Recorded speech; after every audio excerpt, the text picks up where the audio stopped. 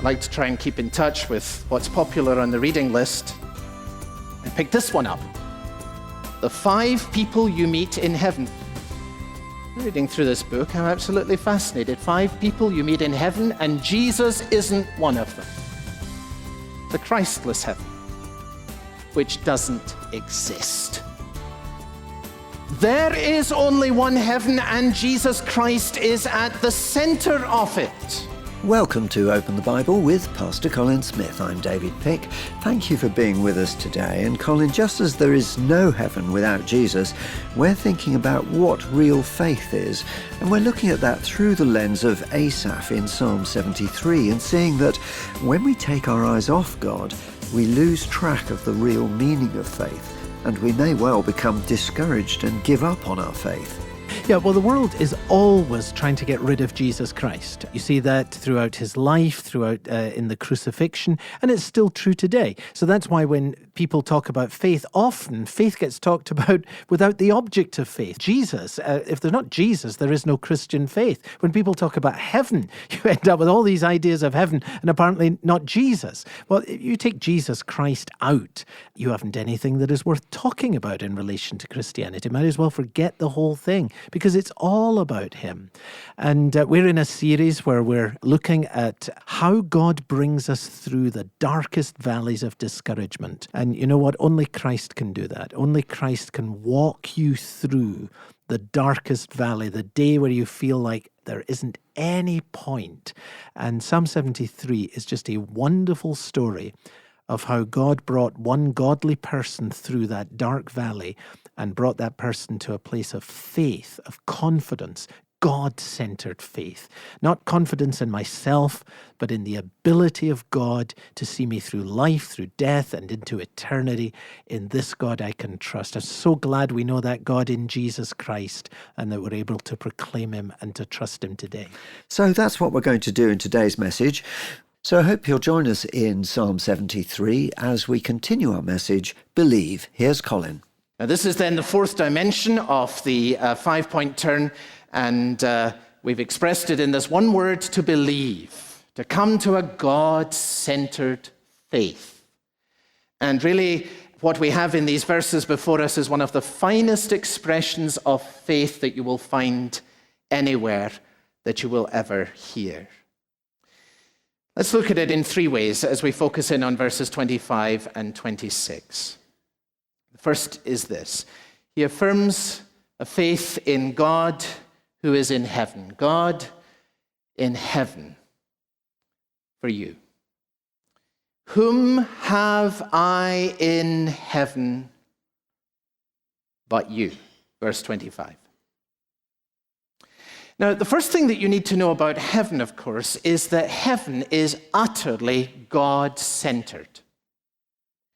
When John saw his vision of heaven that's recorded in the book of Revelation, you remember that he states it twice in chapter 5 and in chapter 7, that the Lamb of God, that's Jesus Christ, was at the center. If there is just one thing that you need to grasp about heaven, it is that Jesus Christ is at the center of everything there. Now, it seems to me that this is precisely the point that Asaph has grasped.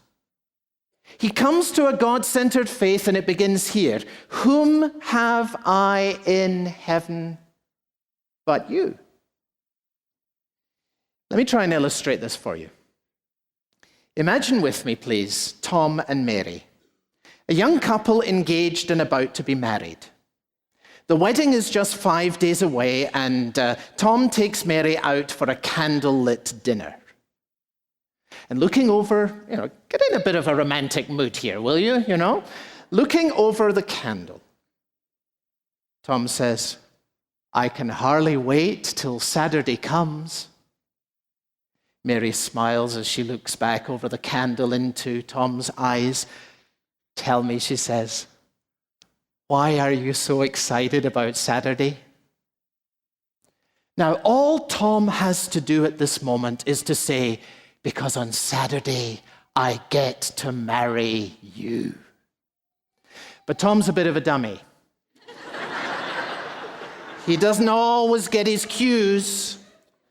So he says, Saturday, my great-uncle Jack's coming in from Boston, and I haven't seen him for 10 years. Or he says, Saturday, the guys from the football team at college are all going to be here, and we're going to go out on Friday night. Or he says, the reception's going to be at the Grand Hotel Ballroom, and I love the food that they serve there. Now, of course, all these things may be wonderfully true. It is great that Uncle Jack and the football team's coming, and there will be a marvelous meal. The problem is that by making them his focus, Tom has completely missed the point, right? There is only one heaven, and Jesus Christ is at the center of it. Heaven is about Christ.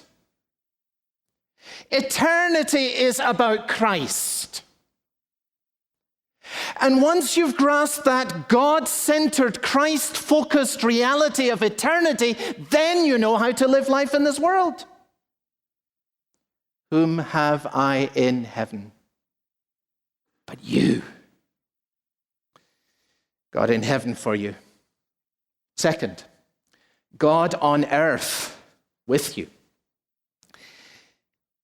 Whom have I in heaven but you, verse 25, and earth has nothing I desire besides you. This is the second dimension of this God-centered expression of faith. You're at the center of everything for me in heaven. You're at the center of everything for me on earth.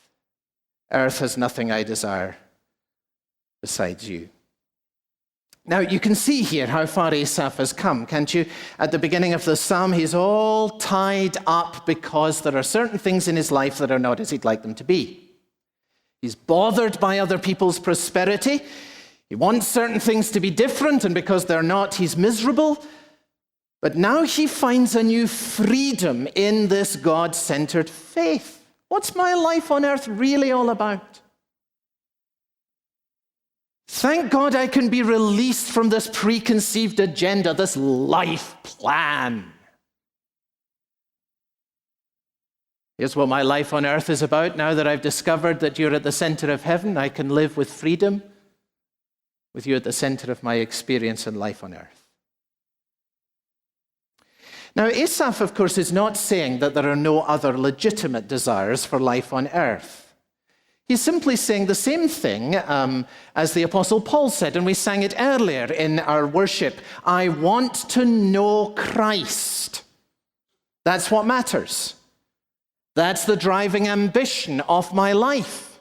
And Paul and Asaph are expressing precisely the same biblical faith. On earth, nothing I desire beside you, says Asaph. I want to know Christ, says the Apostle Paul. They're saying the same thing. Now, of course, Paul had other desires. He wanted to preach.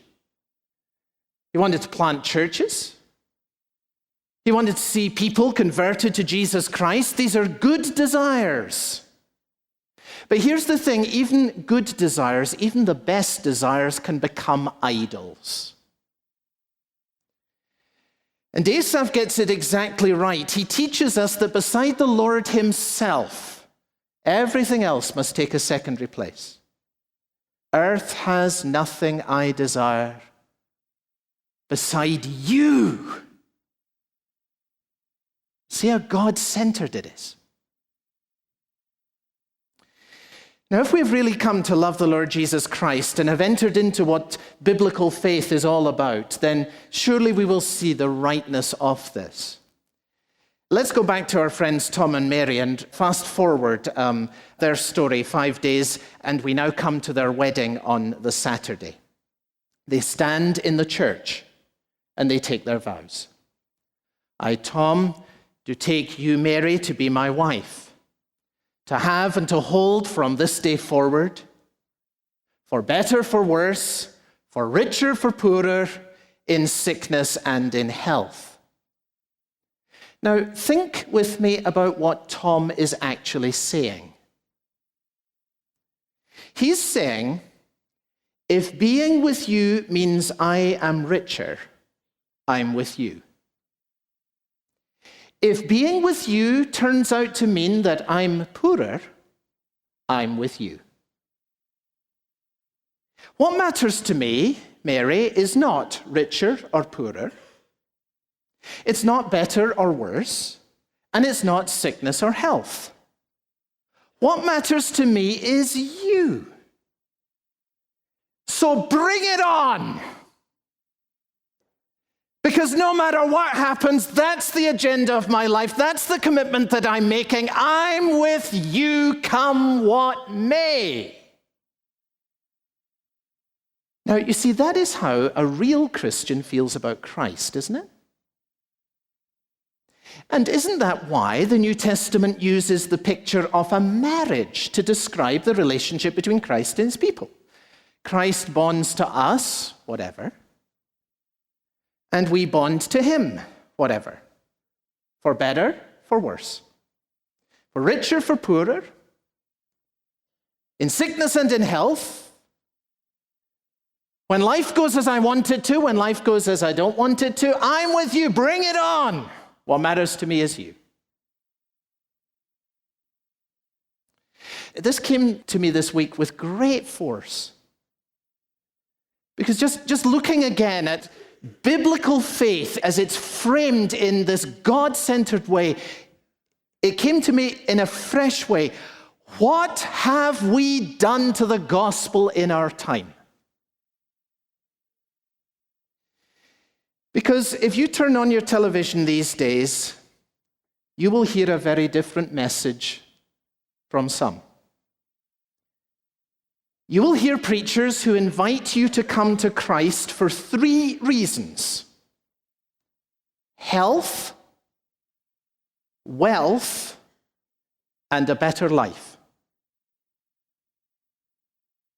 In other words, we have moved in large parts to an alternative gospel, a gospel that is geared to our unchanging self-interest, in which a person is invited to make a commitment to Christ that would amount to saying something like this: I, Colin, do take you, Jesus, to be my Savior, for better, for richer, and for health.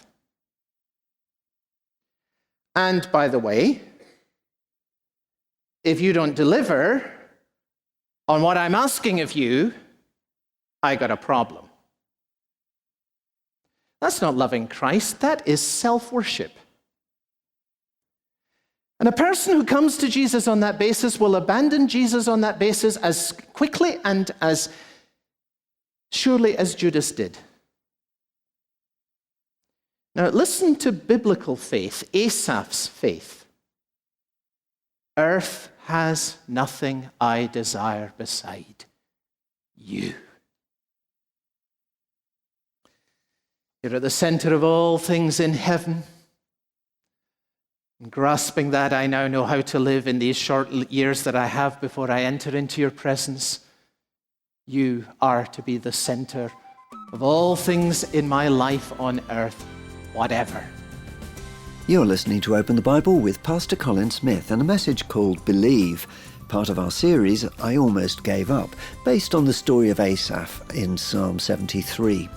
If you ever miss one of our messages, I hope you'll find the time to go back and listen again online at our website, openthebible.org.uk. Or you can find it as a podcast, and those are on all the main podcast sites. Simply search for Open the Bible UK, or you can follow the link from our website. Back to the message now. We're in Psalm 73. Here's Colin. God, for you in heaven, God, with you on earth, God, beside you at death. My flesh and my heart may fail, but God is the strength of my heart and my portion forever.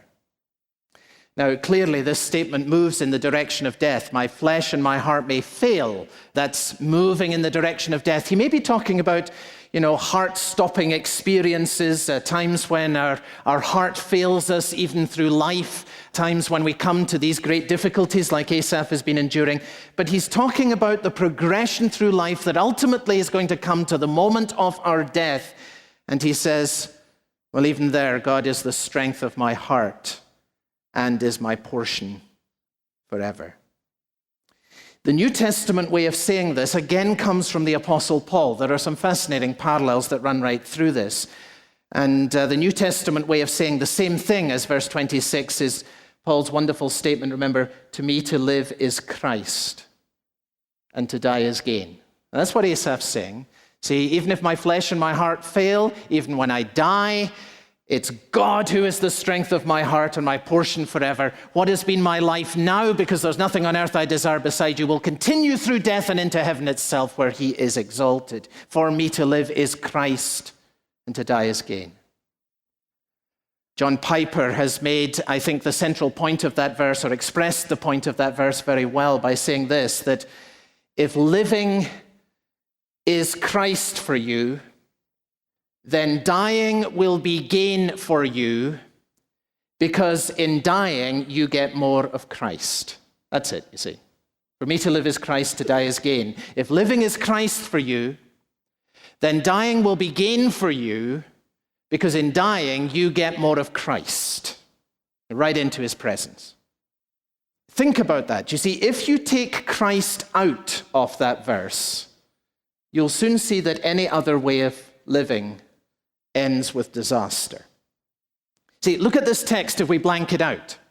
For me to live is blank, to die is blank. Now fill in the blanks. For me to live is career. Well, you see, if for me to live is career, then to die is disaster, isn't it? It's all gone. For me to live is family or friends. Then to die is just loss, because I'm taken away from them. That's all it is, just loss, just loss. For me to live is health, fitness. That is for some of us. Great shape. Well, to die is a total failure for you then, isn't it? Ultimate failure. And by the way, it won't just be at death that you discover that. If for you to live is sex, expect a tough time as you get older. You lose your appeal, you lose your vigor. Some of us are living in ways that are setting us up for disaster.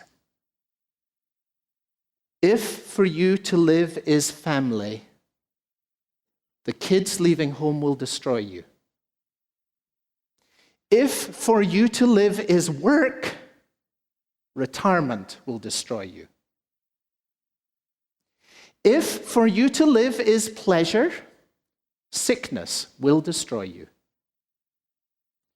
If for you to live is Christ, nothing will destroy you. For me to live is Christ, and even to die is gain. I have no fear as I look at the future. Paul was in prison when he wrote these words. Things had not worked out as he had hoped or he'd expected. But hey, I'm not preaching anymore. I'm not doing what I thought I'd be doing anymore. But for me to live as Christ, I've no loss. I want to know him. It's what my life is about. My flesh and my heart may fail, but God is the strength of my heart and my portion forever. This is the liberating power of a God-centered life. And that's why in the book of Hebrews it tells us that Jesus Christ came into the world for this reason. Jesus came to free those who all their lives were held in slavery by their fear of death. And the way that that happens, you see, is when we're converted from self-life to a life that is centered in Jesus Christ. Well, here's the fourth dimension. This is real biblical faith we're talking about here, isn't it? And Asaph, who no doubt had known it for many years, re-embraces it in a new way because his feet had almost slipped. He'd almost lost sight of what it really was, you see. God in heaven for you, God on earth for you, God at death beside you. And Asaph's God-centered faith restored delivers him from the misery of his own self-centeredness, and it brings him through to the glorious freedom of a God-centered life. And you say, well, how in all the world am I going to get there? Well, remember how Asaph got there. It is grace that births God-centeredness. That's what happened to Asaph, this mature believer. Everybody respected him. He came to the point where his feet almost slipped. He became bitter. He started living on impulse. His heart ruled his head. He comes into the presence of God and he sees what's been going wrong in his life. He falls on his knees. He confesses his sin and he experiences grace. And somehow his soul is filled with a fresh love for Jesus Christ. I was a brute beast before you, Lord, yet you hold me by my right hand. That's grace.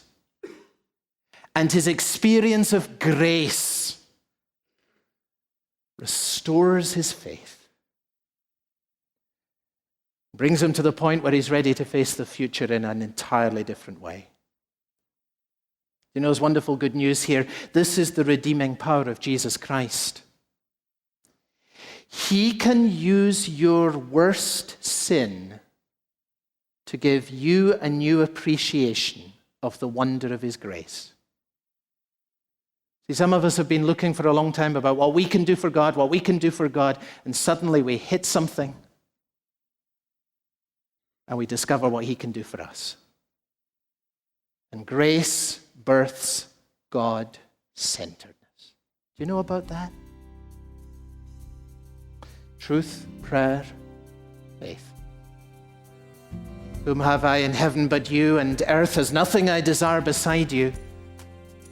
My flesh and my heart may fail, but God is the strength of my heart and my portion forever.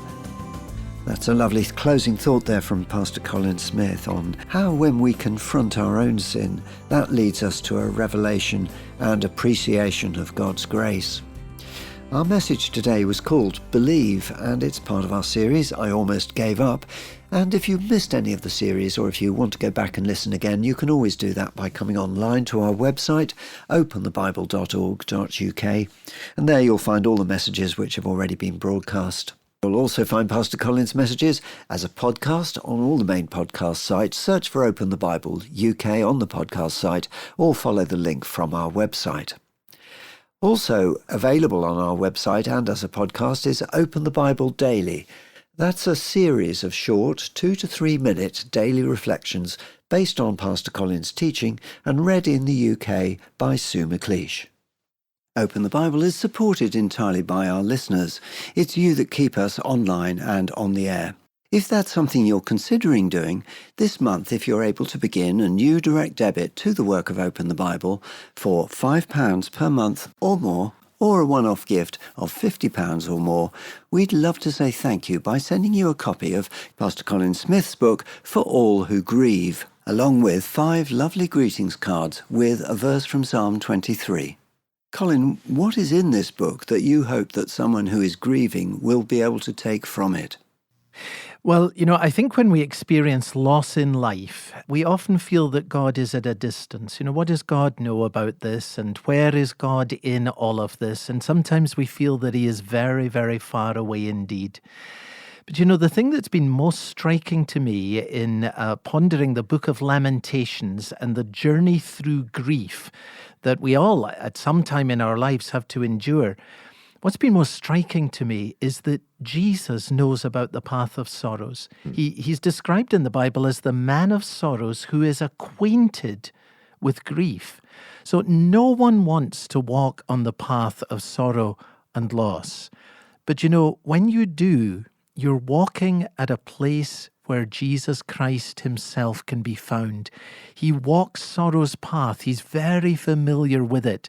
And Steve, my greatest motivation in writing this book is to try and help and encourage people who are going through grief, sorrow, and loss to find the company of Jesus Christ as they walk this very difficult and painful path. So Colin's book, For All Who Grieve, is our gift to you, along with 5 lovely greetings cards with a verse from Psalm 23 when you set up a new direct debit to the work of Open the Bible for £5 per month or more, or a one-off gift of £50 or more.